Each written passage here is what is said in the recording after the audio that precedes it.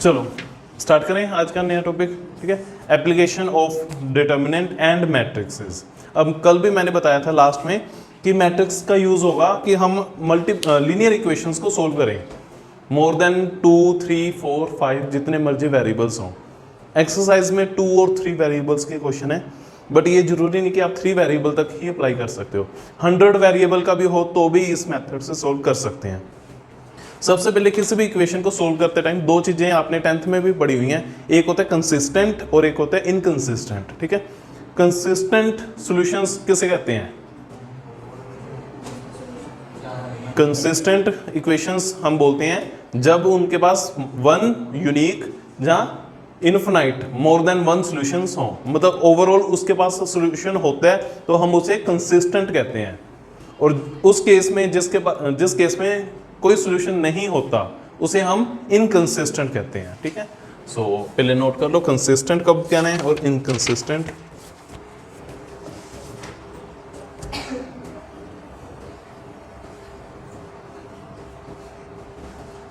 Consistent system and inconsistent.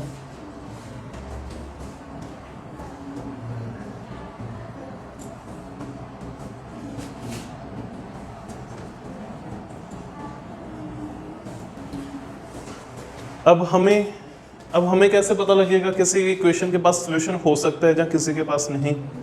तो उस case में हमने पढ़ा था सिंगुलर और नॉन सिंगुलर। सिंगुलर क्या था? वो मैट्रिक्स जिसका डिटर्मिनेंट 0 आए उसे हम कहते थे सिंगुलर।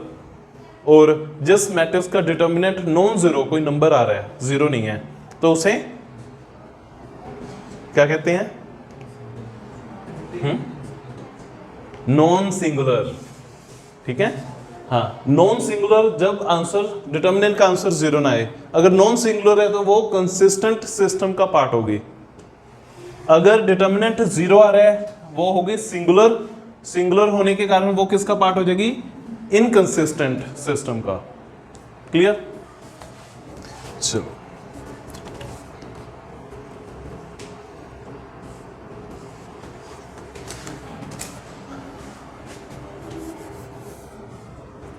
स्टार्ट करते हैं। ये रेज कर लिया नोट।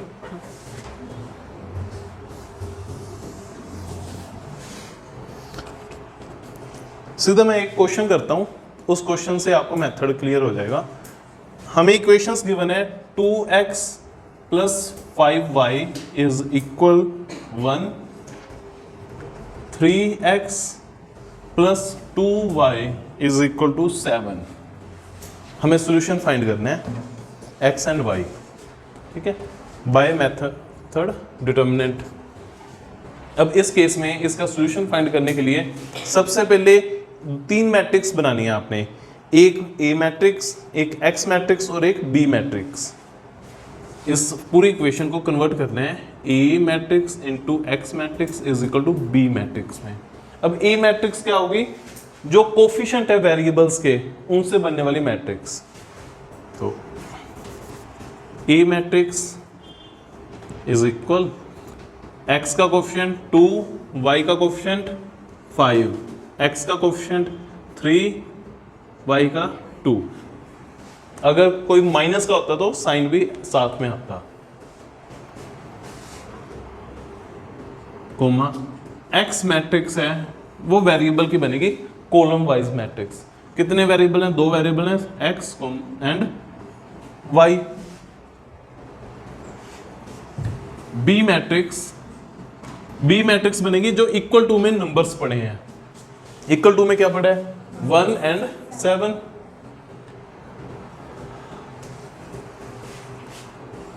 ये हमारी b मैट्रिक्स बन गई।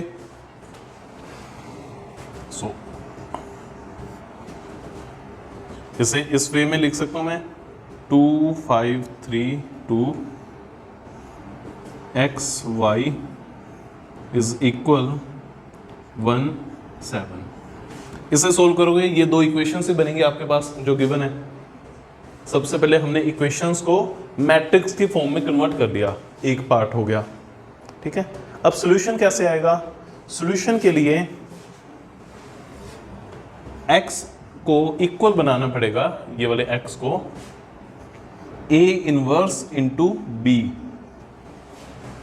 जो अभी अभी आपने इनवर्स निकालना सीखा है मैट्रिक्स का, यहाँ काम आएगा। जो A मैट्रिक्स बनाओगे उसका इनवर्स दूसरी साइड लेके जाना है, मतलब ये वाले A को इस साइड से दूसरी साइड लेके जाओगे तो वो क्या बन जाएगा, A इनवर्स। अब A इनवर्स को B से मल्टीप्लाई कर दो। अब पहले A इनवर्स निकालना पड़ेगा, ये 2/2 के मैट्रिक्स है, इजीली निकल जाएगा। बताओ मुझे A इनवर्स आ क्या रहा है। A इनवर्स का फॉर्मूला क्या था, determinant of A into adjoint of A। और 2/2 पे तो एडजॉइंट की ट्रिक बताई थी, डायगोनल इंटरचेंज 2 डायगोनल तो सेम ही रह गए इंटरचेंज होने के बाद भी, और जो नॉन डायगोनल एलिमेंट्स हैं उनके आगे माइनस लगा दो। और डिटर्मिनेंट क्या आ रहा है, 4 - 15, 4 - 15 सो 1/-11, ये आपकी A इनवर्स बना। चलो अब इस इक्वेशन में वैल्यूज फिल कर दो। X matrix is equal to A inverse B। X matrix की value X Y row wise, sorry column wise, A inverse -1/11, 2 -5 -3 2, और B मैट्रिक्स 1 7। ठीक है यहां तक। अब इन्हें मल्टीप्लाई करो, -1/11 एस्टेज मल्टीप्लाई करोगे तो ये आ जाएगा 2 - 35 और -3 + 14 -11 -33 और प्लस का 11, -11 -1/11 अंदर जाएगा, माइनस से माइनस कैंसिल आउट, और 3 पे 3 और ये -1, किसके इक्वल आ गया ये,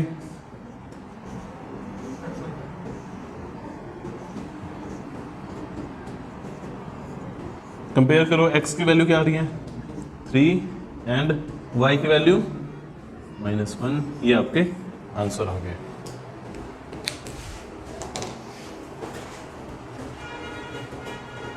नोट करो, इस मेथड में सिर्फ 2 ही चीजें मेन है।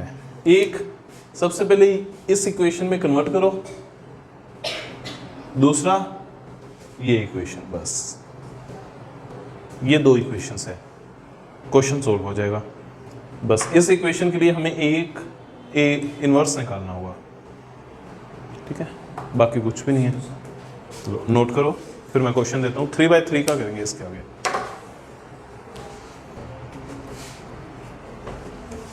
ये रेस करो इतना।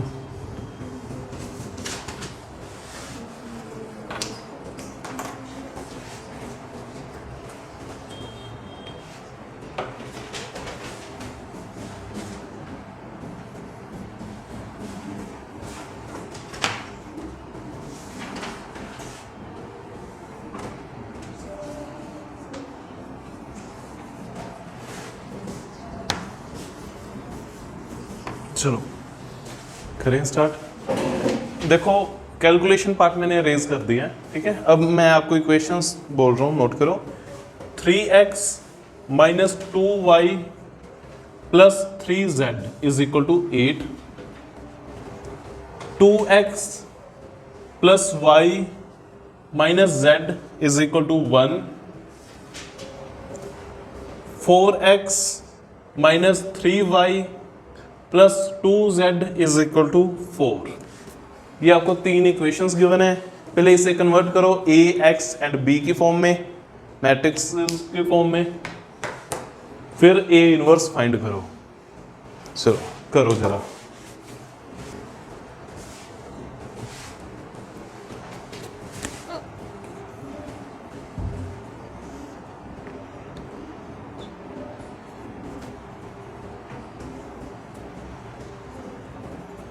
-2 3 2 1 -1 4 -3 2। वेरिएबल में x y z और B मैट्रिक्स है 8 1 एंड 4।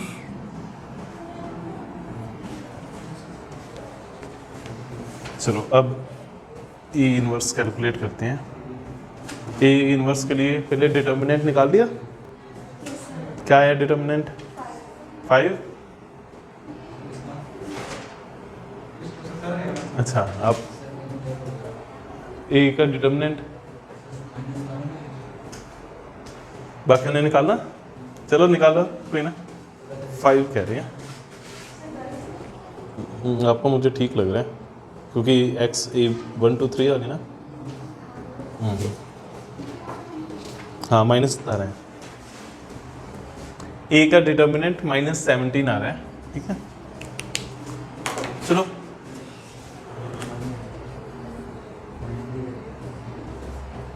थ्री 2 3 2 1 -1 4 -3 2। देखो इधर ध्यान दो, सारस मेथड भी सिखा देता हूँ, इस टाइप के क्वेश्चंस में काम आ जाएगा सारस मेथड डिटर्मिनेंट निकालने के लिए। उसमें आपने क्या करना है, सबसे पहले डायगोनल को आपस में मल्टीप्लाई करो। क्या आ रहा है? 3 × 1 × 2 6। फिर डायगोनल के थोड़ा ऊपर जाओ, ऊपर ये 2 एलिमेंट बने हैं, है ना, और इसके साथ कॉर्नर मल्टीप्लाई कर दो। -2 -1 एंड 4 क्या बनेगा? 8 प्लस का +8। ऊपर गए थे, ऐसे ही अब नीचे की ओर शिफ्ट हो जाओ। 2 -3 इसके साथ ऊपर वाला कॉर्नर मल्टीप्लाई कर दो, -18। यहां तक क्लियर? अब अभी तो आप डायगोनल वाइज चल रहे थे, अब एंटी डायगोनल चलो जरा। एंटी डायगोनल में इन तीनों को मल्टीप्लाई करो। 12 एंटी डायगोनल नेगेटिव में लिखने हैं आपने, -12 लिख दो।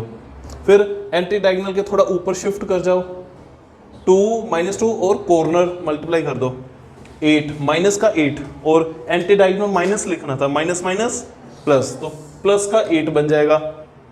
ऊपर आगे अब डायगोनल के एक स्टेप नीचे आ जाओ, -3 -1 और 3 9 माइनस का 9 आ जाएगा, प्लस का 9 बना और माइनस एंटी डायगोनल में लिख नहीं है। अब इनका प्लस माइनस कर लो जरा, ये देखो -12 -9 -18 -18 और -18 18 18 34। नेगेटिव का 34 बन गया, पॉजिटिव का 8 एंड 8 16 16 एंड 6 22। अब इन्हें माइनस कर लो। हाँ 18 18 36 होता है भाई, सही बात है। चलो कोई ना, 18 ठीक है। अब माइनस करो जरा, 18। अरे क्या, रुक जाओ सारे, रुको रुको रुको। -12 और -9 18 नहीं होता वहां पे गलती होगी। 12 और 9 21 और 18 39। हाँ माइनस का 39 बनेगा और प्लस का 22 बन रहा है।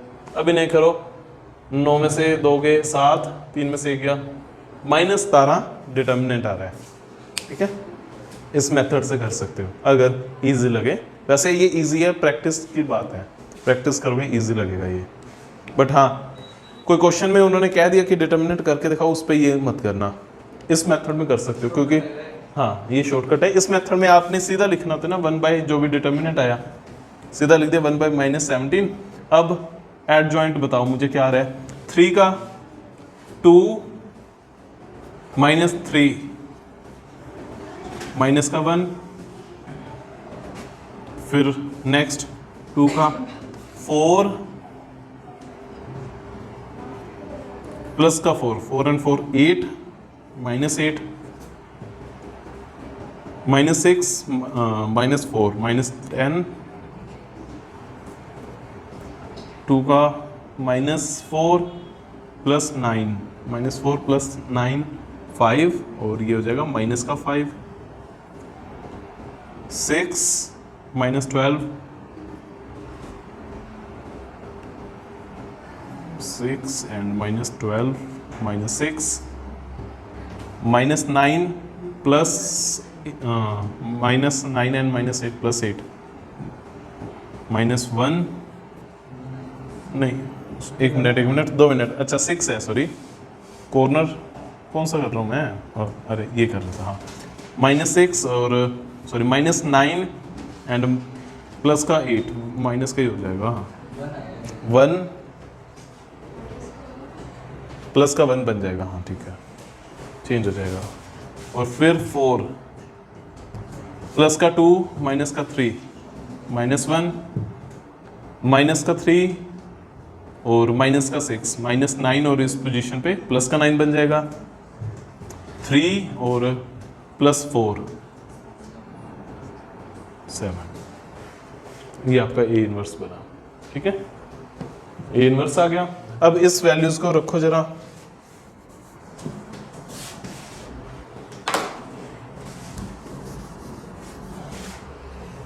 एक्स क्या है आपका कॉलम मैट्रिक्स वेरिएबल्स की, ए इनवर्स क्या है -1/17 इंटू -1 -5 -1 -8 -6 9 -10 1 and 7, और बी मैट्रिक्स है आपकी 8 1 4।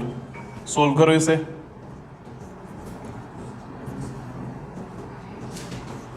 -8 -5 और माइनस का 4 -64 -6 और प्लस का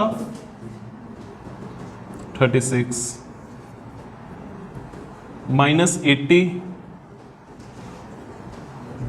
+1 +28। करना सिंप्लीफाई, क्या रहा है फर्स्ट माइनस का 17, सेकंड -32 या 34, हाँ 34, और थर्ड माइनस का 51, और -1/17 से डिवाइड कर दो, फर्स्ट 1 बन जाएगा, सेकंड 2 और थर्ड 3। ये आपके x y z की वैल्यू होगी। तो x is equal to 1, y equal to 2 and z is equal to 3। Answer clear? चलो नोट करो।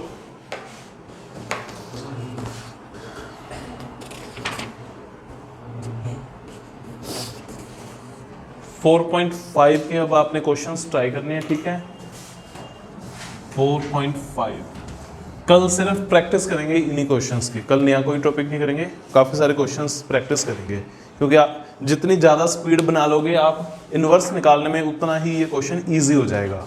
मेन टाइम ही आपका ए इन्वर्स में लगता है, और गलती के चांसेस भी उसी में होंगे, प्लस माइनस के जो भी गलती होगी, ठीक है। चलो, और ये एक बड़ा क्वेश्चन पंजाब बोर्ड के पेपर में आता ही आता है।